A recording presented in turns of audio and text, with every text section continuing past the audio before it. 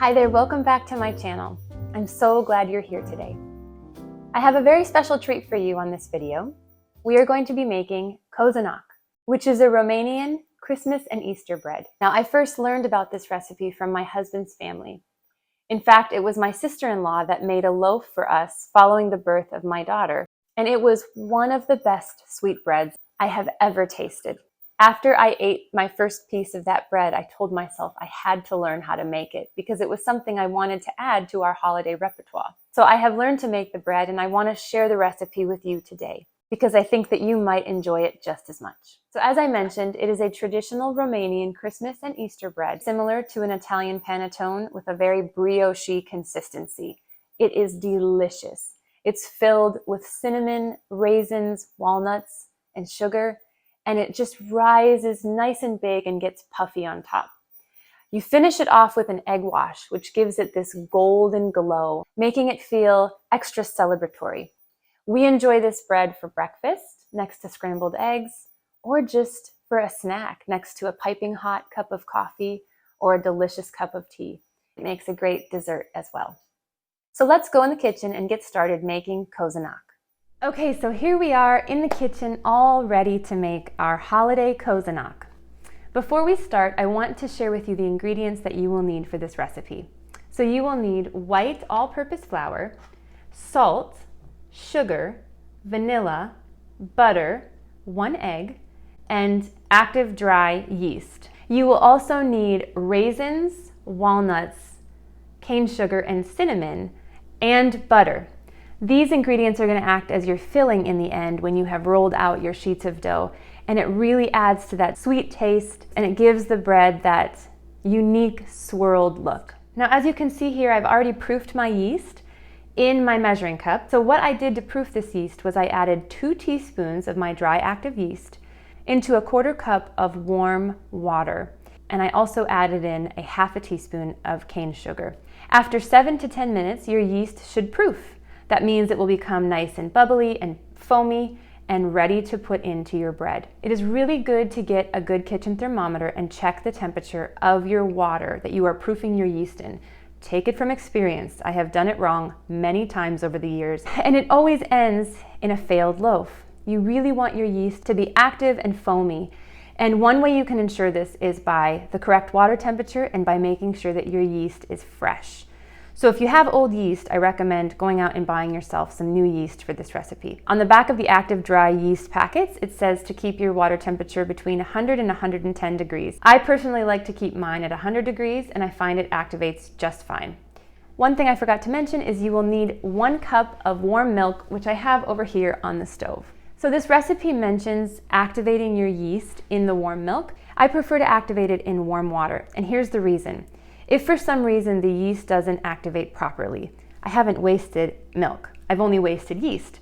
So this to me is just an insurance policy of if I mess up, all I'm out is a couple teaspoons of yeast and I can just dump it and start again. So now that we have got proofing our yeast and all the ingredients we need out of the way, let's go ahead and get started on mixing our ingredients for our Cozonac.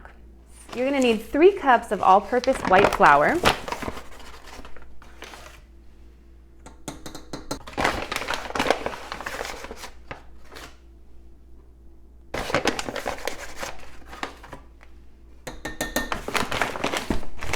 1/2 teaspoon of salt,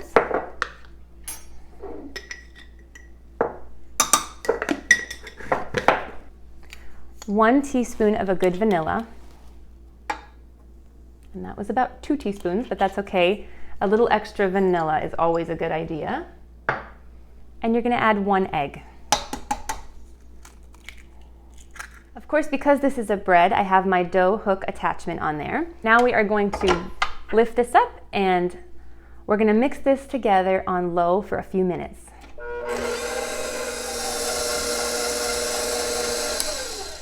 All right, so now that we have mixed our flour, sugar, vanilla, egg, and salt together in our mixer, we're going to go ahead and add our yeast that has proofed. At this point, we're also going to get our warm milk that is on the stove.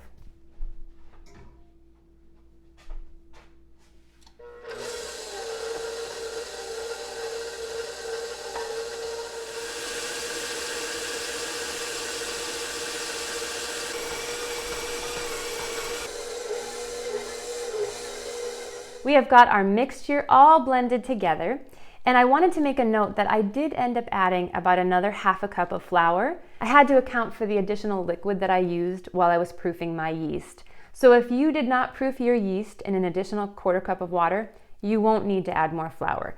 I just had to because I chose to go that direction. So what we're going to do now is add 1 stick of room temperature butter to our dough.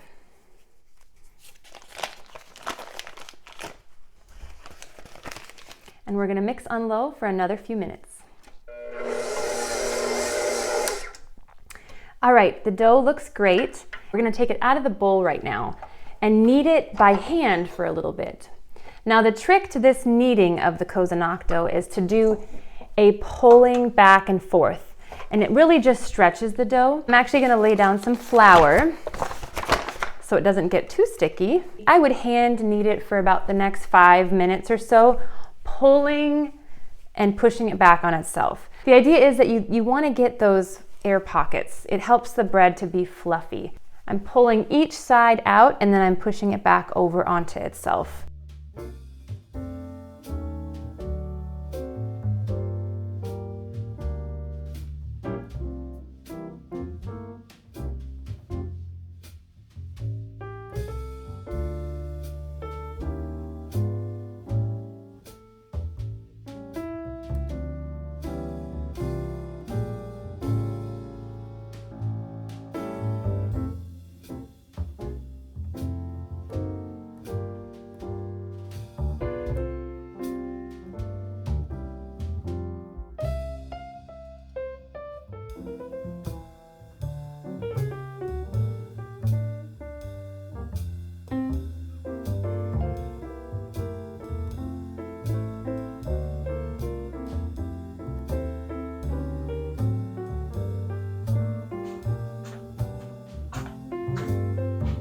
Okay, so it has been 3 hours, maybe a little more, since I set the bread to rise by the fireplace.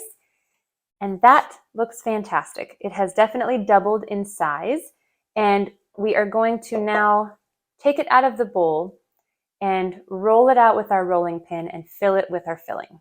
But before we do that, we need to set our oven to 350. Before I take the dough out, I'm going to put flour down, because it may be a little bit sticky. So this is the first rise of this bread. The bread is going to rise a second time when we make our loaves. It smells so good. It definitely is a sweet bread. Great for Christmas morning.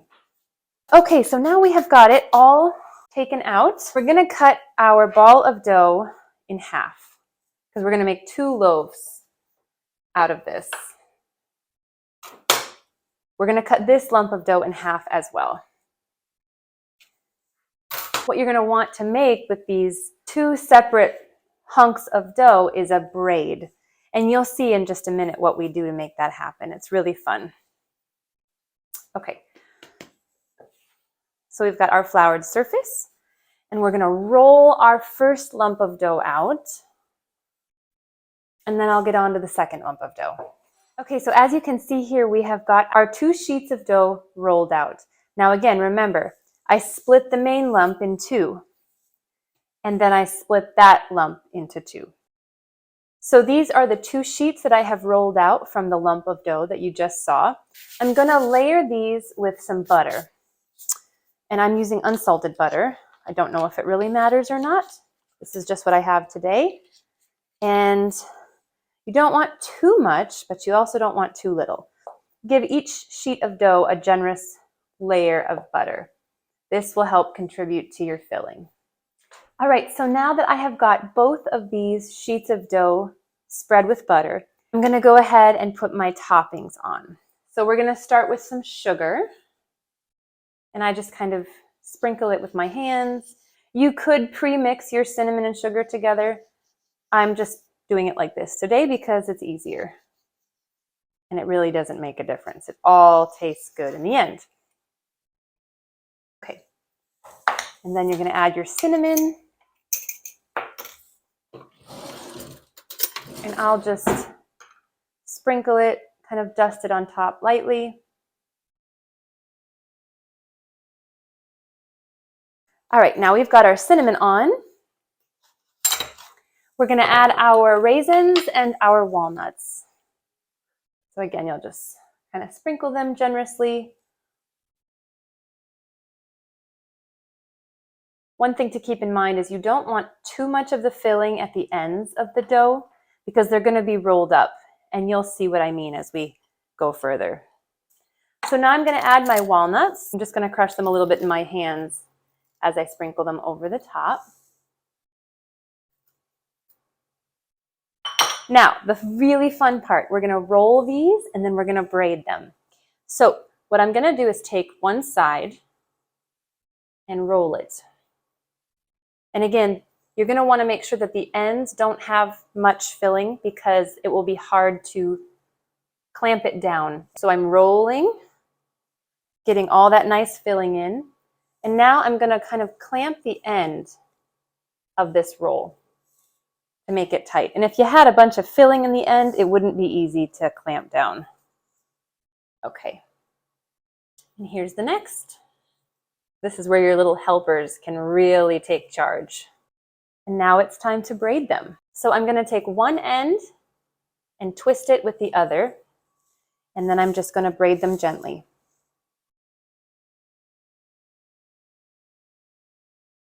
So pretty, so festive.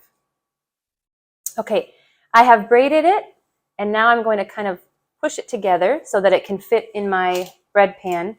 I've just taken my stainless steel bread pan and put some parchment so that it doesn't stick. And I'm going to put this in and allow it to rise for another 45 minutes.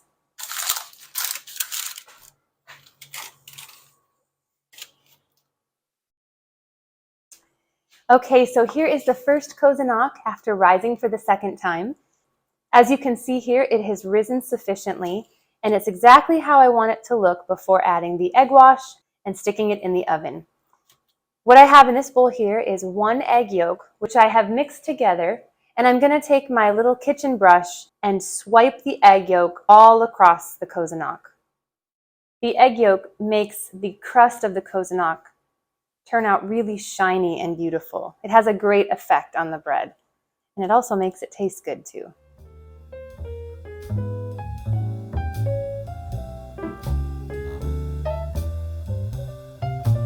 This Cozonac will go into the oven until it is golden brown on top, probably about 30 to 45 minutes. I have the oven set for 350, and I'll just be keeping an eye on it during that time.